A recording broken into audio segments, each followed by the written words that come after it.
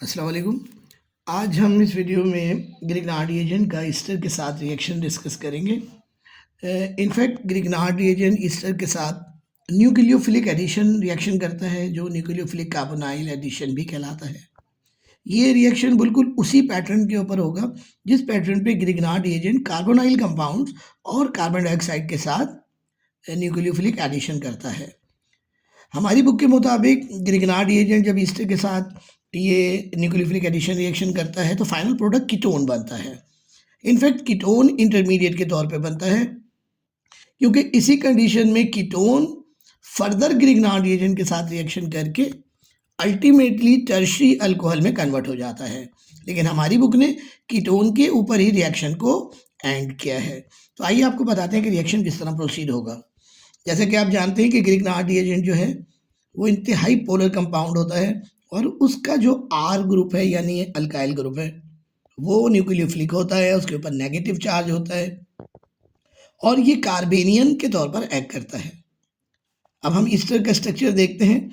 Easter में carbon oxygen double bond है जो कि हाईली पोलर है और दो सेंटर यहाँ वाज़े तौर पे हमें नज़र आ रहे हैं। ऑक्सीजन न्यूक्लियोफिलिक सेंटर है और कार्बन इलेक्ट्रोफिलिक सेंटर है। तो यहाँ पर अल्काइल ग्रुप ग्रिग्नार्ड रिएजेंट का जो कि कार्बेनियन है न्यूक्लियोफिलिक अटैक करेगा। That is why the reaction is called nucleophilic addition reaction. Ether की मौजूदगी में रिएक्शन होगा तो आर कार्बन के साथ अटैच हो जाएगा और MgX ऑक्सीजन के साथ अटैच हो जाएगा, जिसके नतीजे में इंटरमीडिएट बनेगा जो बुनियादी तौर पर अल्कोक्साइड है। चूंकि इस अल्कोक्साइड में दो अल्कोक्साइड ग्रुप हैं, हम इसको डाई अल्कोक्साइड कहेंगे। अब ये जो डाई अल्कोक्साइड आयन बना है ये अनस्टेबल है, क्योंकि कार्बन ऑक्सीजन का जो बॉन्ड है अल्कोक्साइड के साथ वो पोलर होगा। ऑक्सीजन की इलेक्ट्रोनेगेटिविटी ज़्यादा है तो वो शेयर्ड पेयर अपनी तरफ खींचेगी, तो इस ऑक्सीजन के ऊपर पार्शियल नेगेटिव चार्ज आएगा, जिसको बैलेंस करने के लिए ये कार्बन जो है वो कार्बन के ऊपर पॉजिटिव चार्ज आ जाएगा, पार्शियल पॉजिटिव। इसको बैलेंस करने के लिए, न्यूट्रलाइज करने के लिए ये ऑक्सीजन के नेगेटिव चार्ज के इलेक्ट्रॉन को यहाँ पर एडअप कर लेगा और जैसे ही ये एडअप होगा यहाँ से दो बॉन्ड ब्रेक होंगे, एक COR बॉन्ड ब्रेक होगा और एक COMgX बॉन्ड ब्रेक होगा और ये दोनों आपस में पॉजिटिव और नेगेटिव मिलकर साइड प्रोडक्ट बना लेंगे।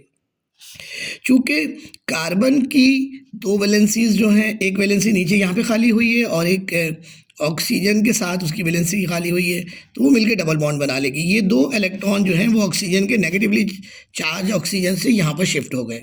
इस तरह C डबल बॉन्ड O बन गया और चूँकि C जो है वो दो कार्बन से अटैच है, कार्बोनाइल ग्रुप दो कार्बन से अटैच है, तो ये कीटोन की फॉर्मेशन हो गई।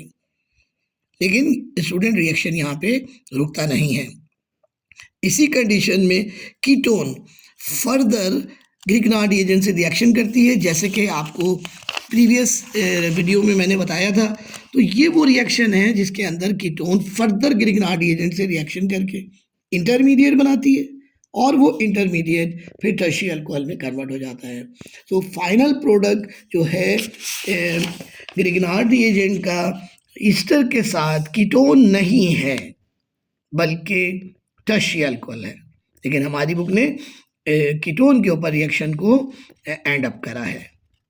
तो स्टूडेंट ये इसकी एग्जांपल आप देख लें। मैंने R की जगह R की वैल्यू पुट कर दी CH3 मिनिमम और ईस्टर की जगह मैंने R की वैल्यू एक तरफ CH3 और एक तरफ C2H5 पुट कर दी। आप कोई भी वैल्यू पुट कर सकते हैं, उसी के कोरस्पॉन्डिंग जो है वो कीटोन फॉर्म हो जाएगी।